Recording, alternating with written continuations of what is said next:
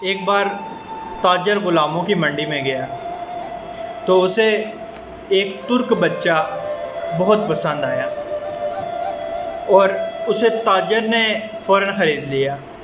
تاجر نے بچے سے پوچھا، تمہارا نام کیا ہے؟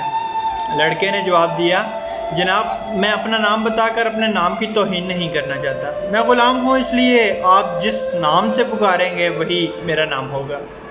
تاجر کو اس بات پر حیرت ہوئی، لیکن اسے یہ بات پسند بھی آئی کہ بچے میں عزت نفس کا احساس باقی ہے۔ تاجر نے اس بچے پر خاص توجہ دی اور اس کی تعلیم و تربیت کا انتظام کیا۔ بچے نے بہت جلد تیر اندازی، تلوار اندازی اور شہ سواری میں ایسی مہارت حاصل کی کہ خود تاجر حیران رہ گیا۔ غزنی کا بادشاہ شہاب الدین غوری ایک بار گھوڑوں کی دوڑ کا مقابلہ دیکھ رہا تھا۔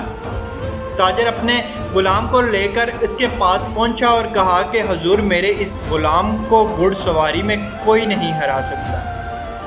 بادشاہ نے مسکرا کے لڑکے سے پوچھا، تم کتنا تیز گھوڑا دوڑا سکتے ہو؟ لڑکے نے نہایت ادب سے جواب دیا، حضور، گھوڑے کو تیز دوڑانے سے زیادہ ضروری اسے اپنا متی بنانا ہے۔ غوری نے چونک کر اسے دیکھا اور ایک بہترین گھوڑا اسے دیتے ہوئے کہا، لڑکے، تم اس گھوڑے کو اپنا متی و فرما بردار بنا کر دکھاؤ۔ لڑکا اچھل کر گھوڑے پر بیٹھا اور کچھ دور اسے چلا کر لے گیا اور پھر پلٹ کر واپس آیا۔